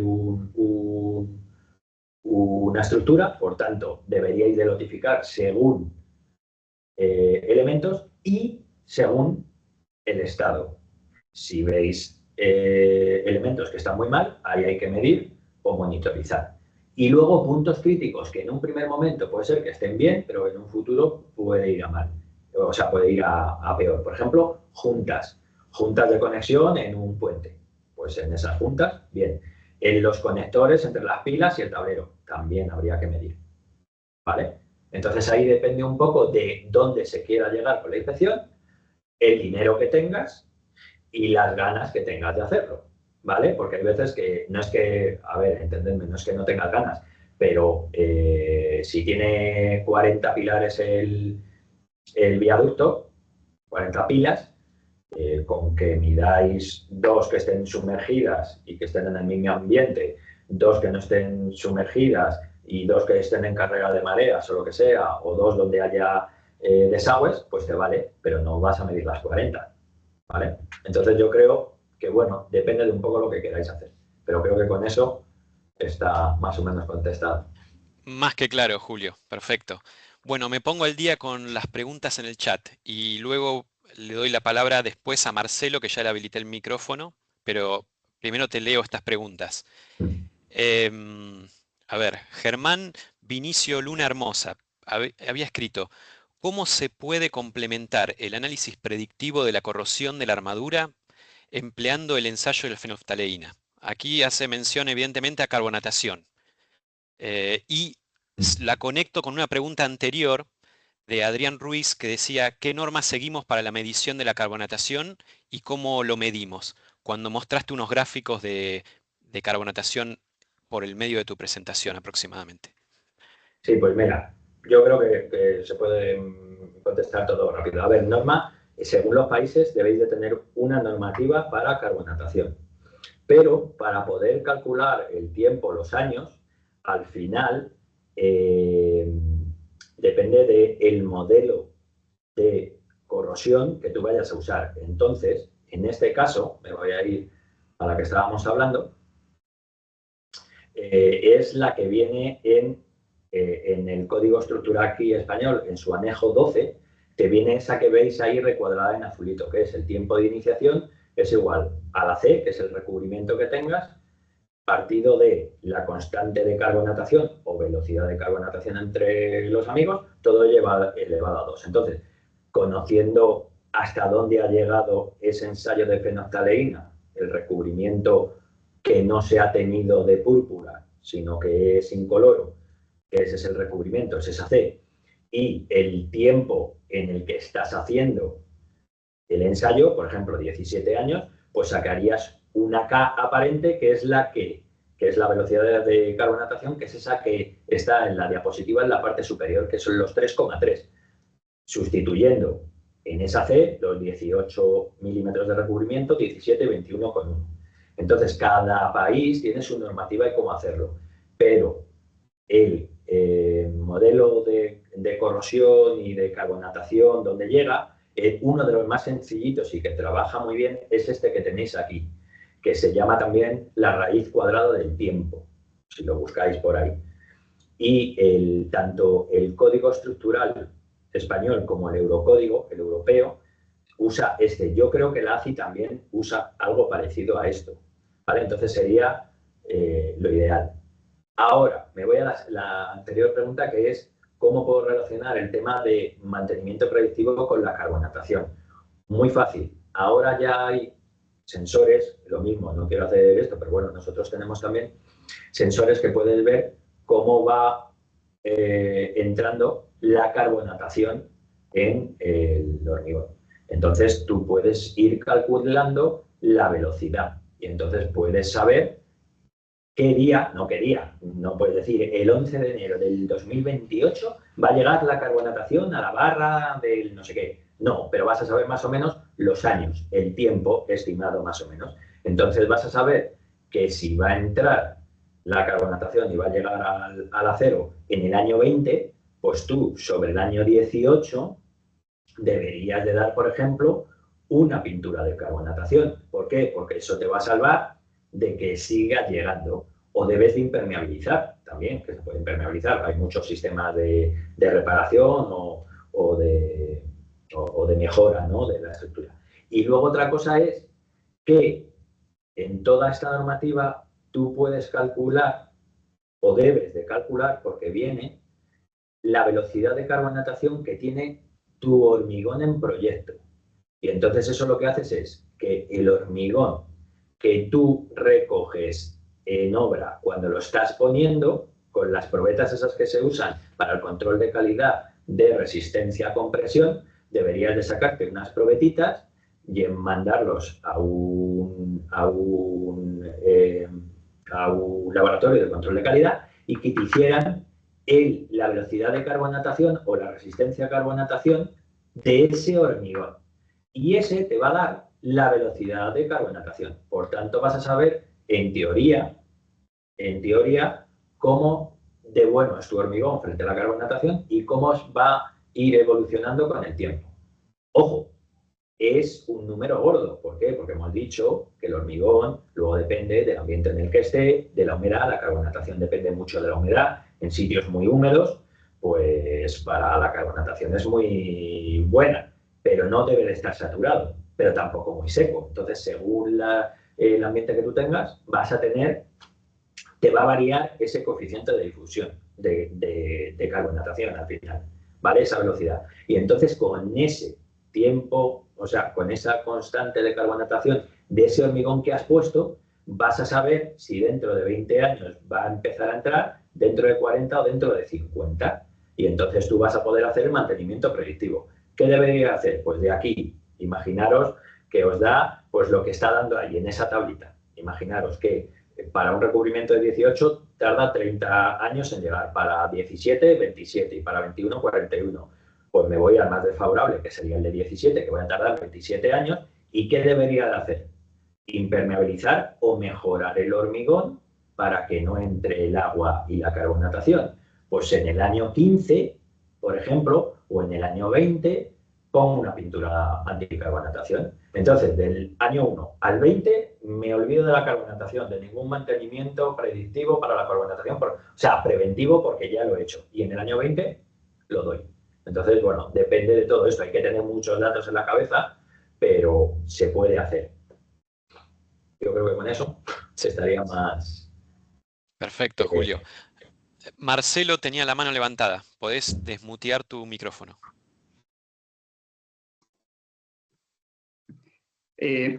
Buenas tardes.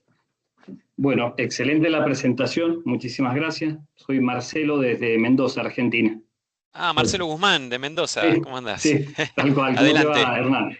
Bien. Gusto escucharte. Bueno, del mismo modo. Bueno, tenía dos preguntitas, pero voy a arrancar para enlazar lo que se dijo acerca de la carbonatación. Al respecto, si tenían alguna experiencia como tratamiento correctivo, el hecho de aplicar productos realcalinizantes del sustrato frente a la pérdida del pH del hormigón, si habían tenido entonces esa diríamos, experiencia en tratar de realcalinizar un sustrato ya existente y carbonatado en consecuencia. ¿Y la otra? No, la otra desde lo operativo, nosotros hemos tenido dificultad de poder medir resistividad in situ por, diríamos, muchas veces no lograr un grado de saturación apropiado del hormigón. Y en consecuencia, bueno, ser una variable que incide significativamente en la resistividad.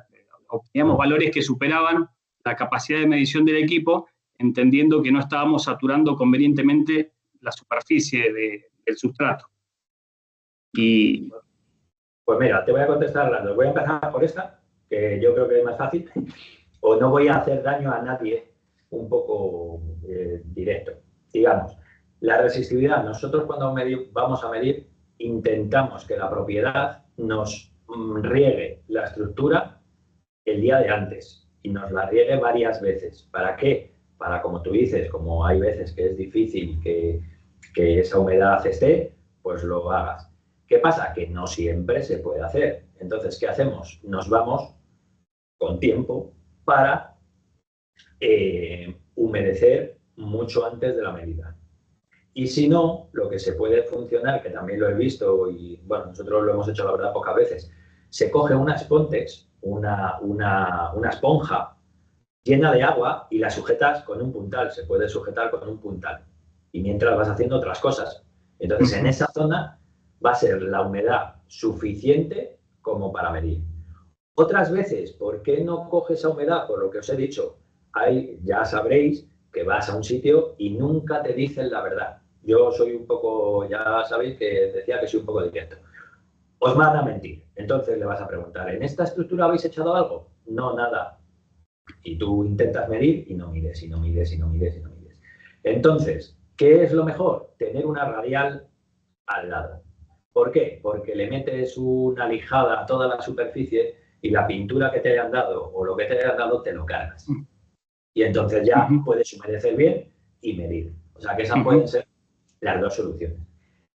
Y luego respecto a la realcalinización, vamos a ver. Yo no quiero levantar heridas porque a lo mejor entre alguno de vosotros hacéis estas técnicas. Los ensayos que se hicieron aquí desde hace mucho tiempo, conoceréis seguramente a Carmen Andrade, que fue mi directora de tesis, ha trabajado conmigo aquí en el instituto, ha sido mi jefa hasta que se jubiló hace, pues en 2018, hace 7 años y tal, y hemos hecho ensayos. Y entonces, no es que no funcione, ojo, que puede funcionar, pero funciona maravillosamente bien el laboratorio. ¿Por qué? Porque la extensión de lo que tú tienes que realcalinizar es muy pequeña. Entonces, bueno, pero cuando tú das el peso a una estructura, hay tantas variables que hay que tener bien definidas y bien controladas que la realcalinización es muy, muy, muy, muy, muy difícil. Con esto no quiero decir, lo dicho, que no funcione. De verdad, entendedme. Pero es como todo. Te pongo cualquier ejemplo. Un inhibidor. pues hay inhibidores mejores y peores. Pero también hay que tener unas variables, porque tú puedes poner el mejor inhibidor, pero si, por ejemplo, la estructura está húmeda, no va a migrar, por tanto no te va a funcionar. Pues la realcalinización, que tiene muchos factores, porque también, oye, pues hay otra que también la realcalinización, una de los tipos y tales, pues dando un potencial para que los iones vayan donde deban de ir y tal, pues cuidado, porque igual que estás realcalinizando con iones que tú necesites, como puede ser el potasio, el calcio, no sé qué, te estás llevando cosas que no deberías de llevarte. Bien. Entonces, en un laboratorio todo es mucho más controlable. Entonces, si tú me preguntas si yo lo usaría así abiertamente, yo te diría que no. Hay ahora mismo otros sistemas de reparación, de mejoras y tal, que la realcalinización. ¿Vale? Perfecto. Mucho mejores. Y si ya es para el tema de corrosión y de cosas de estas y de densificación de no sé qué, ahora mismo hay productos que los das y efectivamente no son 100% fiables. Pero vas a acertar más que con la realcalinización. Esto en un juicio diré que no lo he dicho. Bien. Pero bueno, está grabado una pilla, pero bueno. Es difícil, es muy difícil. Muchísimas gracias y más que claro. Sí. Después, si no hay otra pregunta, pregunto nuevamente, pero si no, doy lugar a algunas otras consultas. Me parece que estamos complicados de tiempo, Marcelo. Bien, listo. Le doy la voz a Corporativo QS, que no, el nombre misterioso. Ya está habilitado, tiene que abrir el micrófono. Bueno, esperemos que lo misterioso desaparezca en este momento. Primeramente, felicidades, Julio, por tu presentación. Voy a tratar de ser breve, me gustaría tener más tiempo, pero bueno, nosotros estamos desde la Ciudad de México. Gracias por la invitación que nos llegó vía web. Y básicamente nosotros somos un corporativo, una serie de filiales que nos dedicamos a inspección y evaluación de integridad mecánica de estructuras industriales, principalmente en el área de metal mecánica. Sin embargo, también tenemos algunas instalaciones, algunos equipos, como el caso de tanques de almacenamiento, que cuentan con cimentaciones de hormigón, de concreto, y esferas, recipientes esféricos que también en las patas, básicamente, o los soportes, las columnas son tubos recubiertos también de un concreto ignífugo. La pregunta, en este caso, Julio, en el caso concreto de esas patas de esferas que tenemos ese concreto ignífugo, nosotros para inspeccionar la parte, dado que está recubierto, lo que interesa mucho y que a veces se llega a corroer o cuando hay agrietamientos o filtraciones, es la tubería, ese tubo o esos soportes, esas patas. Hay una técnica con la que contamos un equipo que se denomina, la técnica es PEC o corrientes pulsadas de Eddy, que es electromagnetismo. Eso, bueno, se va mediante un traductor, se verifican ciertas zonas o se hacen barridos para ver deducir si puede estar corroído y pérdida de espesor el tubo, o puede tener pérdida. La pregunta es si ustedes que como especialistas también en esta área, así como pueden monitorear el caso de estructuras con varillas, con acero en el interior de estructuras, también han tenido experiencia o creen que pudiera aplicar algunas técnicas adicionales que pudieran contribuir a saber o a monitorear el interior de esas patas, de esas columnas, para saber el tubo en un momento dado qué grado de deterioro o corrosión pudieran tener. Esa es una pregunta. Pues mira, esa técnica que has estado diciendo de PEC y tal, que aquí lo usábamos, lo hemos usado en alguna cosa, pero más que nada por tubería de hormigón por dentro. Aquí le llamaban cariñosamente el cerdito. ¿Por qué? Porque se metía por la tubería que estaba hecha un cisco, ¿vale? Y entonces era como el cerdito que pasaba y te veía. Entonces, eso funciona bastante bien, a no ser que lo que estamos hablando, que la corrosión sea inicial, que el defecto sea perpendicular a la corriente de Eddy, por tanto necesitas un tamaño de defecto un poco grande para poderlo ver, por tanto se le escapa un poco el tema de los defectos que están iniciándose, ¿vale? Bien, con los sensores que nosotros usamos, nosotros tenemos la posibilidad que se pueden embeber en terreno también. Y entonces, haciendo una conexión a esa pata de lo que tú quieras, se puede medir la corrosión. Pero igual que nosotros lo hacemos, supongo yo que por ahí habrá otra empresa. Pero bueno, la cosa es que tú, igual como hemos comentado, igual que en el hormigón, un terreno con una parte enterrada, cimentada con hormigón, se puede ver igual.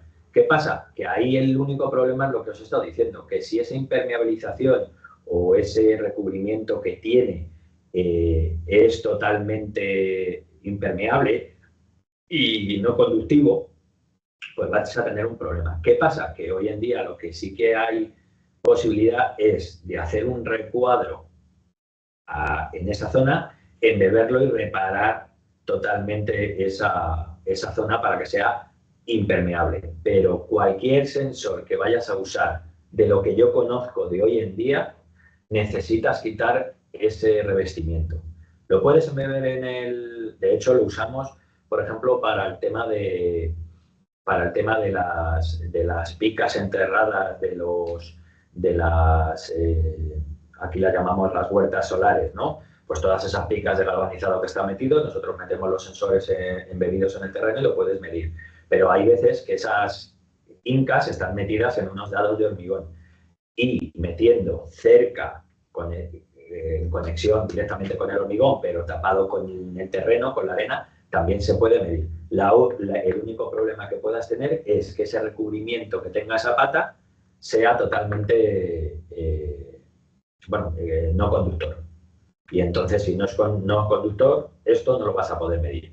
Pero podrías medir desde arriba. También se puede hacer, lo dicho, como no sé qué necesidad de inspección necesitáis, también se puede hacer un taladro desde arriba, que ya estará en superficie, meter un electrodo de manganeso que os he comentado o de cobre, de sulfato de cobre, y meterlo y luego taparlo. Y entonces eso os va a dar ¿cómo llamarlo? La posibilidad de que se esté corroyendo. Entonces, no es velocidad de corrosión, pero sí te puede dar una alerta de cómo puede funcionar. Nosotros, para que os hagáis una idea, estos sensores los hemos puesto aquí, los estamos poniendo en tuberías enterradas. Normalmente las tuberías enterradas aquí, en España, antes era hormigón normal, libre, sin ninguna capa de nada, y ahora se han dado cuenta que según los terrenos es mejor meterles una capa de epoxi por encima o de cualquier cosa para que aguante el terreno. ¿Qué hacemos? Pues se destapa, se pega, se quita esa capa de epoxi, se pega el sensor y se recubre con otra capa de epoxi. Y ya está. Entonces no hay problema, aquí se puede hacer, pero habría que estudiar el proyecto o lo que fuese. De todas formas, yo aquí estos dos códigos QR que estáis viendo ahora son de del contacto de aquí, el de LinkedIn que tengo y tal. Yo estoy encantado de que si hay alguna pregunta y se queda alguna pregunta, me lo hagáis. Yo ayudo desinteresadamente, no necesito volverme rico ni nada.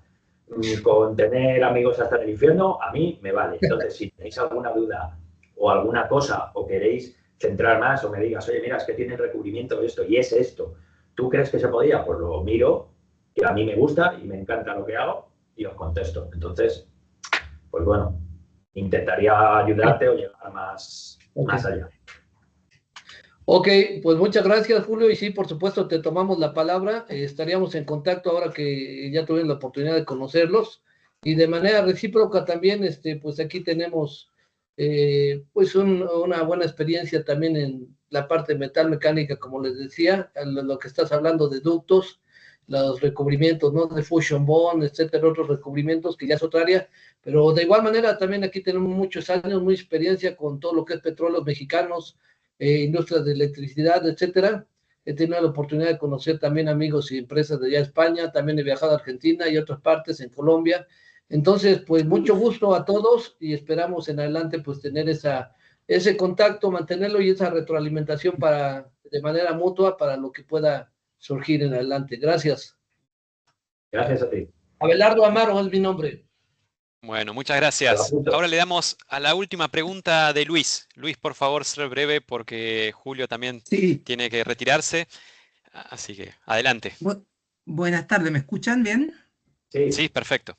¿Qué tal, Julio? Mi nombre es Luis Evansperger, aquí de Chile, de Santiago. Me dedico también a la consultoría en diagnóstico, corrosión y otros temas. Me pareció muy interesante todo lo que nos has contado, en especial me llamó la atención estos sensores que estás usando, que por supuesto no tuviste tiempo de explicar mucho cómo miden, qué se mide, y preguntas como se pueden usar en estructura existente o solo embebido en hormigones nuevos. Toda ese tema me gustaría escuchar o tener opiniones porque me he visto enfrentado y no sé qué pasa este año, pero me están llegando muchos proyectos relativos a corrosiones y veo que una aplicabilidad muy interesante. O sea, yo estaría feliz pudiendo instalar en algunos proyectos este sistema. Por eso ya solicité tu mail como para contactarte en forma directa, ¿no es cierto? Ya ofreciste ese servicio, entre comillas. Y no sé, lo que me puedas contar ahora en breve, porque igual tengo otra reunión en un ratito más, te lo agradecería. Voy a ser muy breve. Vamos a ver. Lo dicho, hay muchas empresas, hay empresas, digamos, ¿vale? Y funcionan de diferente manera. Nosotros, los sensores que usamos, hemos buscado qué es lo que necesitaba un poco la industria de la construcción. Y entonces vimos que necesitaban, hay veces que la construcción es nueva, por tanto el sensor es robusto, hemos usado este tipo, no iguales, parecidos, aquí en el Cabril, en España, que es un almacenamiento de productos radiactivos de media intensidad, que está en el sur de España, y llevan más de 25 años embebidos. Entonces, los nuestros, pues eso, se pueden poner embebido en obra nueva. Se puede poner embebido en obra que vayas a reparar. Tú reparas, quitas, llegas hasta el acero, lo limpias, le das tu producto de inhibición o lo que tú quieras y quieres ver si eso funciona. Bueno, pues embebes un sensor al lado y luego lo recubres con tu mortero de reparación, tu hormigón nuevo o lo que tú quieras. Pero luego también había mucha gente que no quería tocar mucho la estructura. ¿Por qué? Pues porque, oye, pues no se ve mal y yo no quiero empezar a hacer agujeros.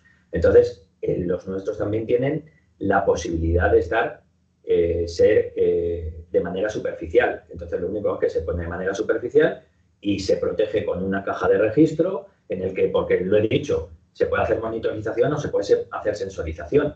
Se pone el sensor y mide un técnico cada 3 meses, 5 meses, 7 meses, 10 años, 20 años, lo que se quiera. Porque la monitorización que va con un equipamiento que es electrónico, pues es caro y ojo que tiene su tiempo, porque hay que, según el ambiente, pues puede ser que dure más o menos, ¿no? Pero tiene que ser versátil. Entonces, hay empresas que lo hacen, hay otras empresas que meten un acero de referencia dentro de esa estructura y miden a ese acero de referencia. Nosotros no, nosotros medimos el acero de refuerzo del hormigón que tengas. El que tengas. Tú me dices, esta barra, pues esta barra es la que yo te mido. Entonces, no he tenido oportunidad de enseñaros proyectos reales en los que estamos. Pues, por ejemplo, estamos en el Camp Nou del Barcelona, ¿no? En el nuevo Camp Nou, estamos en viaductos aquí, tal, vamos. Pero si queréis, si tenéis ganas, si tenéis todo, como tenéis mi contacto, os puedo mandar información, presentaciones que tenemos para que lo veáis, cómo se ve. Pero medir, las técnicas son eso es lo que está protegido, la técnica de medida, pero se miden las variables que os he comentado. Velocidad de corrosión, resistividad, potencial de corrosión, temperatura, podemos medir profundidad de cloruros, agua líquida, no sé, hay un montón de sensores. Un poco a la Sí. carta, según lo que se necesite. Así que, Perfecto, bueno, con ahí estoy. eso me queda claro que hay un mundo por delante. Mm, Te agradezco, Julio, quedamos en contacto, ahí te escribiré. Muy bien, Ya, muchas gracias, gracias. Hernán, igual. De nada. Bueno, Julio, podemos hacer el cierre. Nuevamente te vamos a agradecer de todo el grupo tu participación, la paciencia, la claridad en la exposición, compartir los conocimientos, es un poco el espíritu de esto que estamos tratando de potenciar. También le agradezco a Marta León de Socotec, que estuvo coordinando técnicamente la reunión y proveyó esta empresa el Teams para poder hacer esta reunión. Gracias a todos ellos y por supuesto a Abel, que estuvo coordinando con Julio para que pueda estar hoy con nosotros. Creo que por el gran interés, Julio, quisiéramos invitarte de nuevo más adelante. No sé cómo lo ves. Sí, sí, yo como le he dicho Bueno, siempre como le he dicho a Abel, es que me encanta lo que hago. O sea, hay veces que, oye, que comunico mejor, hay otros días que no comunico tan bien, pero bueno, yo estoy encantado. Daros las gracias, tanto, bueno, pues a Abel, a Marta, a ti, a todos los que han estado aquí aguantándome durante 2 horas, porque al final nos hemos ido a 2 horas, y cuando necesitéis es igual. Yo, otra cosa no. Pero mientras que tenga tiempo, contesto a todo. Entonces, a todo aquel que tenga una duda, para eso estoy. Así que encantadísimo de haber estado con vosotros. te tomamos la palabra, Julio. Te tomamos la palabra. Así que, bueno, muchas gracias de nuevo y gracias a todos los que estuvieron conectados y nos vemos posiblemente el mes que viene en un nuevo seminario. Muy bien. Hasta luego a Adiós. todos. Muchas gracias. Hasta luego, Gracias, Julio. gracias. Adiós, adiós a todos.